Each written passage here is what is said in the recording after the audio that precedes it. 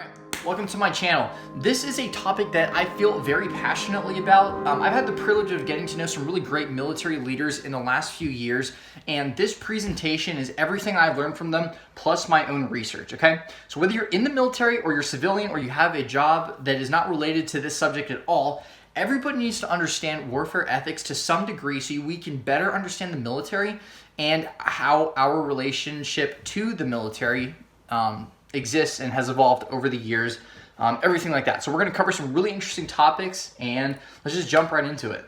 So, 3 principles. The first one is that everybody has varying degrees of character traits, certain spectrums of how much self-control somebody has, courage, bravery, perspective, judgment, critical thinking, all these other character traits, right? Whatever, fill in the blank. Virtue ethic, basically talking about virtue ethics character, is the only school of thought compared to utilitarianism, Kantian ethics, relativism, all these other things. Virtue ethic is the only school of thought that takes into account everybody's beliefs, their values, their morals, their traditions, and definitively labels them as such. All right? That will make more sense later, I promise. And then the third principle, service members have to be in alignment with the same values and ethical stances of the society that they come from. When service members do not act in accordance with their society's values, the military is going to lose support of that. And when they exemplify those values, when they are recognized for heroism and all these other acts that become examples that we look up to in our everyday life, that strengthens the relationship to society and the military. Okay? We have to have those working in alignment with each other. So we have moral values and we have character. Moral values help you understand what is right. Character allows you to act on what is right. Character is the willpower to act on what is right. Moral values is like the I know what's right. Character is I'm going to do what's right. If you don't develop either side of these relationships, you act in unethical ways. Now, you can say that moral considerations, ethics is not as important as the technology that is now developing in this day and age that has robots and automated drones and all of these things. But the reality is that war involves killing, and killing involves justifying and rationalizing why those acts are committed.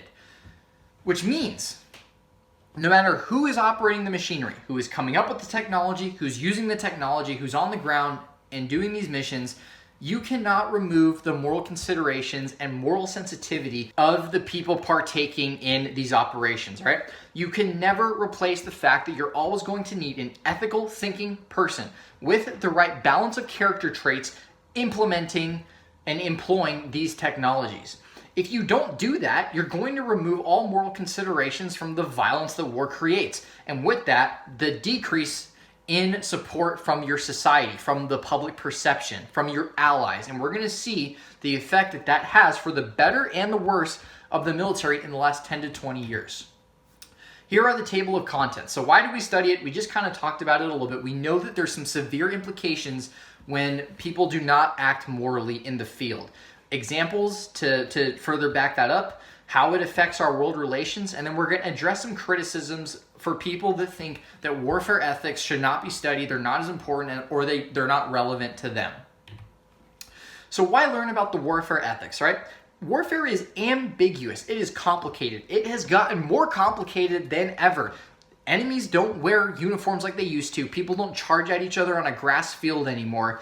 People are using different means to achieve the same effects. Cybersecurity, deception, people are taking different avenues of approach to fight their enemies, whether they are insurgent groups or big country rivalries, okay? And this is the thing. Ethics are time-tested elements. They make or break a society, a government, a military. So it pertains to everybody who is related to their own country and the military that supports that country.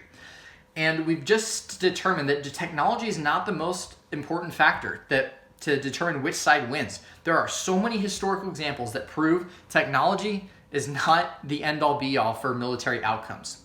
And ethics apply to all levels of leadership, whether you're the person on the ground influencing the perception that the local populace has on your unit and this Western country from distant lands, or you're the general at the strategic level deciding how to allocate troops and what the real mission is, the intent is. Okay, so we can pretty much imply that never before has individual character been this important. If we want to disband terrorist groups, we have to understand that influence. Influence is one of the most important things that terrorists feed on, good influence or bad influence. If you are acting unjustly in a village in Afghanistan, you're going to lose your ability to influence a village to join your side or choose not to support an insurgent group. A handful of bad actors can essentially ruin combat effectiveness, and we're going to see an example of that in the next couple slides. And you can even lose support from allies, okay? Because these acts, capturing, exposing, documenting the effects of ethical conduct in war, has more ramifications to combat effectiveness than any technology or military strategy ever will. Okay, so I had a major in my unit. He still is a Marine infantry officer, and one of his deployments was to Afghanistan to remove Taliban influence from this certain region. And the interesting thing is about halfway through this deployment of doing humanitarian missions and hearts and mind operations, this Taliban commander ended up laying down his arms, as well as several other fighters who came forward to the talking table with the United States, with his forces that were there. And he was able to interview this Taliban commander, and he basically asked him, like, what influenced your decision to do this? And he basically said that the ethical conduct of the U.S. Marines in that particular region is why he laid down his arms. He said that he was told by his senior leaders that the American military, this foreign country, was going to come, abuse their women and children, raid villages, steal money, kill innocent people, and disrespect their religious traditions. But the U.S. Marines his Marines under his command did anything other than that. They were respectful to elders. They were respectful to the local population. They gave them support when they needed it, and they kept their village secure. And so they essentially, by their conduct, destroyed the perception that the enemy previously had. Aquinas' axiom talks about building a better peace through moral treatment of the adversary, treating somebody morally. When you have a captive, you don't just abuse them. You treat them respectfully, even though that might be one of the hardest things you do in the world. Major Solar has a great quote where he says, "You want to get the enemy to surrender or have him follow a similar conduct." And that's exactly what happened during this Major's deployment as a company executive officer. And this deployment, this type of outcome is not totally unique. This happened all over the Middle East, and these are the success stories that we want to look up to. And this has been proven this has been proven to really influence our ability to be successful in that region. Now, when ethics fall apart, when you have an incident like Stephen Green, there's a book about him called Black Hearts. You can read that. Basically, he was responsible for a horrible, horrific murder of an Iraqi family. And basically the result of that is that his actions, him acting alone outside of his army unit, just literally him going out and committing this heinous act, it galvanized local insurgencies. It created even more hostile action. And Al-Qaeda insurgents in this region made even more deliberate attempts to kill and capture army soldiers. They even posted a video with these 3 missing army soldiers after they killed them, saying, quote, "Searching for your soldiers will lead to nothing but exhaustion and headaches. You should remember what you have done to our sister Abir in the same area." Abir being one of the members of the family that he horribly killed. This unit was mission failure at the core, because they increased the resolve of the enemy through poor leadership and through somebody acting in completely unethical ways, right? Another example, Marine Squad from Kilo Company, 3rd Battalion, 1st Regiment, also known as the Haditha Massacres. Basically what happened with this one was that Marines were patrolling, a roadside bomb went off, the Marines dismounted, and Staff Sergeant Frank Waterrich, as well as his fire team leaders, basically went on a killing rampage of nearby civilians, thinking that the roadside bomb was theirs. So basically, this is an example of clouded judgment, acting with very, very clouded judgment and very non-discriminatory violence. George Lucas is a philosopher. He has a book called The Ethics in the Military Profession, where he says, one cannot, quote, "unleash destructive power on the wrong people at the wrong time in the wrong place for the wrong reason." And that was a prime example, where the Haditha Massacres. You can't do that. Events like this and a couple other ones that we're going to talk about affect the relationships that a military has on allies. So this is a picture of James Mattis on the right. He's the former Secretary of Defense and a prior Marine general. And he talks about the importance the American military virtue has on allies. I got to see him in a speech at Utah State University in January of 2020. Basically, the essence of his speech, one of the main points was that our relationship to our allies, our security and our ability to be a good fighting force in the world is linked to allies. And we have to foster those relationships like we did at the end of World War II, where we chose not to punish Europe and Japan after World War II. We instead decided to form the North Atlantic Treaty Organization, help them rebuild. We even risked 100 million Americans in a Cold War to protect Western democracy. So because we established these relationships decades ago, we were able to draw on these allies after 9/11 happened, and we went to the Middle East. Which, fun fact, many of these countries actually sent more soldiers per capita to help us in the Middle East than we initially did. So we need this critical support from allies. And the reason that this is important, and we need to be sensitive when things like this, when things like Guantanamo Bay and Abu Ghraib, when things like that surface, the military needs to be sensitive to the perception that is now created for allies, right? So Guantanamo Bay, there was a lot of harsh treatment of captives. Abu Ghraib was a prison in the Middle East. Lots of soldiers abused lots of prisoners, and they took photos of them doing some pretty grotesque things. Okay, it was so bad that President Obama even withheld the release of these photos during these people's court trials because it would, quote, further inflame anti-American opinion and put our troops in greater danger. So that just shows you like how bad it can get. And these things get exposed and these things get documented, and it hardens the resolve of the enemy, which is not good.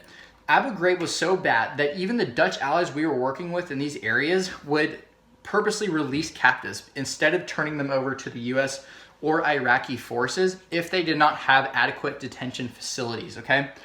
And so Abu Ghraib was disbanded. That was made a moral example for the military to study and learn from. It shows you just how important it is, how the world perceives a military that commits acts after they are exposed. The military needs allies no matter what country you're from. When we talk about combat effectiveness, right? Combat effectiveness can be influenced by so many things. You can have a hero like Kyle Carpenter, right? He jumped on a grenade to save his fellow Marine, and his actions were recognized.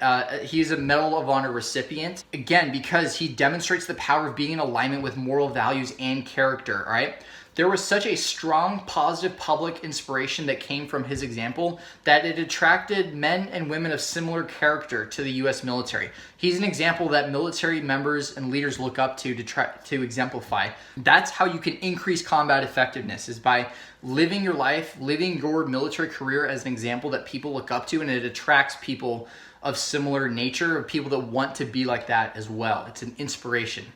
And then on the right is a picture of Eddie Gallagher. He posed with a dead ISIS insurgent fighter, and that sparked ISIS to pretty much, it inflamed their resolve yet again. And Chris Cesplak, he was the primary Navy prosecutor of this case, him posing with this dead insurgent, basically described Gallagher's actions in relation to combat effectiveness when he stated that Gallagher, quote, handed ISIS propaganda manna from heaven.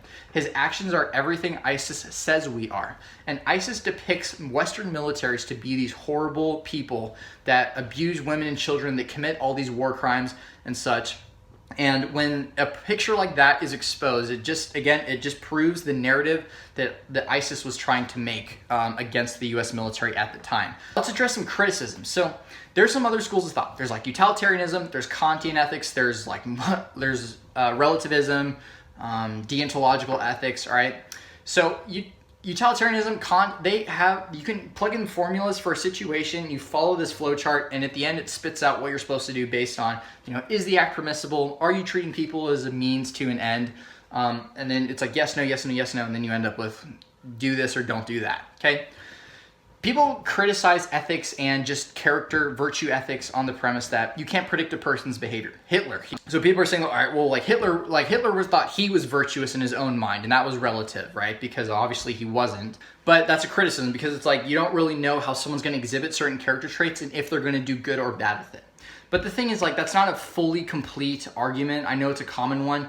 Mr. Lucas, again, in his book, says that you need to recognize that a moral, ethical thinking person recognizes the rational demands of duty upon him, even when there are no external incentives to compel or otherwise shape his behavior, okay? So what we're getting at is that, we're not going to have another Hitler, because the military itself of A good military is checked by its citizens, it's checked by its own government, and all of these things. So it all relates to itself. It can't just act completely autonomous to the values of the society that the military comes from. And that's a really good thing, because for the US military, the Constitution is where we get our ideals from. And the citizens support it, the government ought to support it, and the military as a whole comes from it comes from these values, and it is designed to support and defend these values, okay?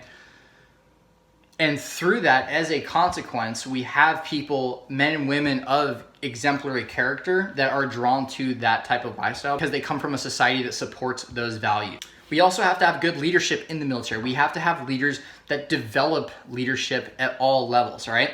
We have to study these moral pitfalls that affect combat effectiveness, and that what leads to ultimately being a better person. As military members and leaders, we have to remind and reinforce members of the armed forces the importance of character when there's other distractions that appear to be of higher value, like physical fitness and academics and intelligence and all these other things amidst the friction. Now, how do we develop character?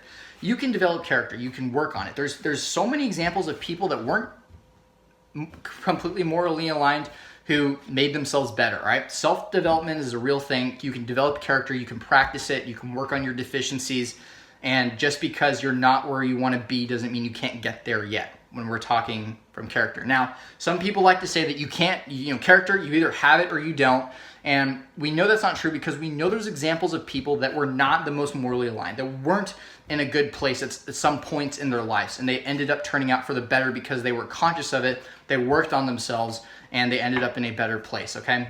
So we can develop character, right? You can look up to role models, you can study books, you can do so many different things to develop that part of yourself, which is the most important in my opinion.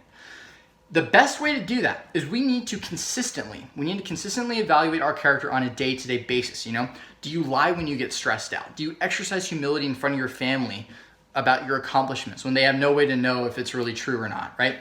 How do you treat people when you're angry? How do you treat people when you are not in a good place in your life? Do you exercise that humility? So all these things come together and shape our character, and we all know that it's the little things that make all the difference. Lord Charles Moran puts it best, right? He was a doctor who basically was able to observe the moral challenges on the front lines of both World War I and World War II, and he even became Churchill's personal physician, all right, at the end of his life. They asked him to write a book. He wrote a book called The Anatomy of Courage, and they basically asked him, how do you summarize everything that you've learned about moral challenges on the front lines? And he has a great excerpt that I'm going to read to you right now. This was how he summarized his entire experience across 2 world wars and seen countless moral dilemmas being tackled by people, right?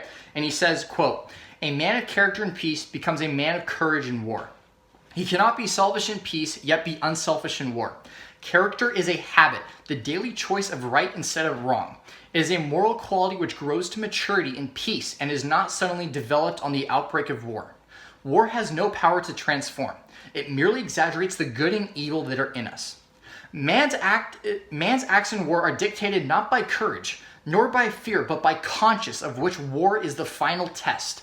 The individual whose quick conscience is the secret of his success in battle has the same clear-cut feelings about right and wrong before war makes them obvious to all. If you know a man in peace, you know him in war."